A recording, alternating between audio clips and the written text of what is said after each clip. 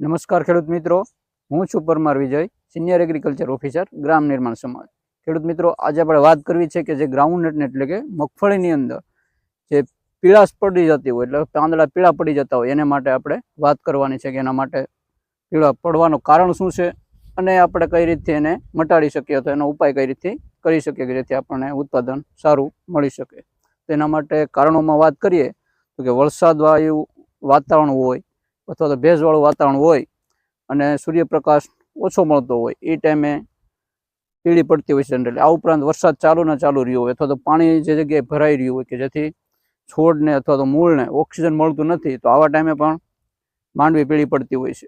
આ ઉપરાંત વાત કરીએ કે નાઇટ્રોજનની ડેફિશિયન્સી હોય, એટલે કે જે જરૂરિયાત હોય એની કરતાં પણ જો ઓછો નાઇટ્રોજન હોય જમીનની અંદર, કે એનાથી પણ પાંદડું પીળું પડતું હોય છે. આ ઉપરાંત આયરન જે આવે છે કે જેને એફી એટલે કે ફેરસ કહીએ છીએ, એની ડેફિશિયન્સી હોય અથવા તો એનું પ્રોપર પ્રમાણ નથી હોતું જમીનમાં, તો આ ટાઈમે પણ પાંદડું પીળું પડતું હોય છે.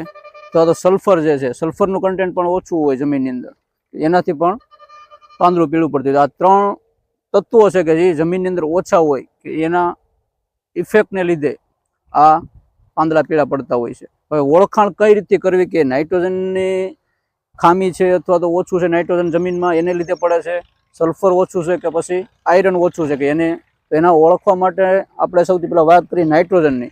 તો નાઇટ્રોજન જો ઓછું હશે તો એના લક્ષણો એવા હશે કે તમારો જે છોડ છે એ ઉપરની સાઈડથી નીચેની સાઈડથી ઉપર, એટલે કે જેના નીચેના પાંદડા હશે, જૂના પાંદડા હશે, એ પહેલાં પીળા પડશે અને પછી નવા જે આવતા હશે પાંદડા એ પીળા પડશે.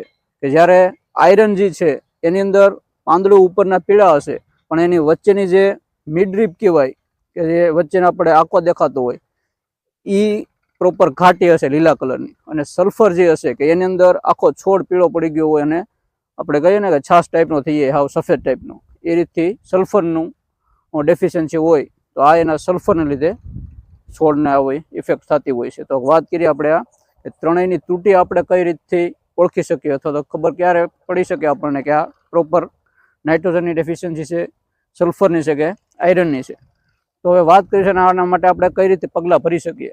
હવે નાઇટ્રોજનની જો ડેફિશિયન્સી દેખાય તો આપણે યુરિયાનો યુઝ કરવાને બદલે એનો આપણે 1% દ્રાવણ બનાવીએ, એટલે કે 150 ગ્રામ એક પંપની અંદર ઉમેરી અને આપણે એનો સ્પ્રે કરી શકીએ કે જેથી નાઇટ્રોજનની ડેફિશિયન્સી છે કે જેનાથી પીળાશ પડતી હોય તો આપણે એને મટાડી શકીએ છીએ. આ ઉપરાંત ફેરસની વાત કરીએ તો આ માઇક્રોન્યુટ્રિયન્ટ છે, એટલે કે જનરલી બહુ વધારે મગફળીની જરૂરિયાત પડતી નથી, તેમ છતાં પણ જો એની ડેફિશિયન્સી દેખાય તો એના માટે આપણે હીરાકસીનો ઉપયોગ કરી શકીએ, એટલે કે ફેરસ સલ્ફેટ. આ ઉપરાંત અત્યારે માર્કેટની અંદર અલગ અલગ ગ્રેડ મળે છે, એમાં ખાસ કરીને ગ્રેડ 4 નંબરનો જે મળે છે એની અંદર આયરન અને સલ્ફર આ બે મિક્સ કોમ્બિનેશન મળે છે, એટલે એક માઇક્રોન્યુટ્રિયન્ટ્સ નથી મળતું પણ 2 થી 3 માઇક્રોન્યુટ્રિયન્ટ્સ મળી રહી છે. આ ઉપરાંત ઝીંક પણ એની અંદર આવી જશે. તો 4 નંબરનો જે ગ્રેડ આવે એને આપણે ઓગાળી અને એનો જો સ્પ્રે કરીએ તો આયરન અને સલ્ફર બેની ત્રુટિ આપણે નિવારી શકીએ.